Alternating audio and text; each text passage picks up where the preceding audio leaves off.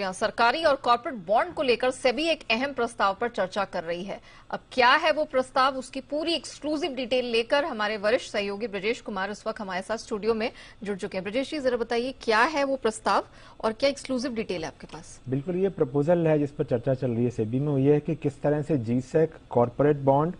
और जो सरकारी बॉन्ड, सरकारी कंपनियों के बॉन्ड हैं, उनका डेरिवेटिव लाया जाए। अभी जैसे हम देखते हैं कि शेयरों का डेरिवेटिव होता है, उसी तरह से जीसेक, कॉर्पोरेट बॉन्ड और पीएसयूज के जो बॉन्ड होते हैं, उनका डेरिवेटिव लाने पर चर्चा चल रही है। इसके लिए जो शुरुआती चर्चा में बात जो रखी गई है वो ये है कि AA+ क्रेडिट रेटिंग वाले होने चाहिए ये। और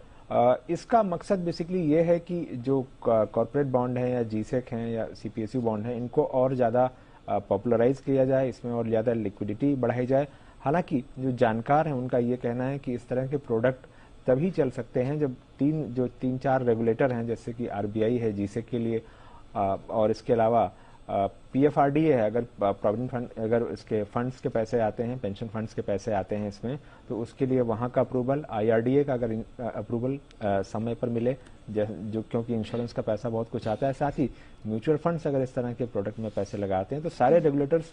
अगर समय पर एक साथ मिल करके इसको लेकर काम करें तो ये प्रोडक्ट सक्सेसफुल हो सकता है और कॉर्पोरेट बॉन्ड में जो लिक्विडिटी की समस्या है उससे भी निजात पाया जा सकता है। अगर अभी देखें तो जीसेक के और कॉर्पोरेट बॉन्ड के और सीपीएसयू बॉन्ड के ये इनसे जुड़े इंडेक्स फंड तो हैं, लेकिन इनका डेरिवेटिव अभी नहीं है, तो उसी पर से भी कोशिश कर रही है कि इस शुरुआती चर्चा के जरिए कि किस तरह से इनका डेरिवेटिव लाया जाए। Okay Brajesh ji, thank you so much हमारे साथ जुड़ने के लिए, महत्वपूर्ण एक्सक्लूसिव खबर दर्शकों के सामने रखने के लिए।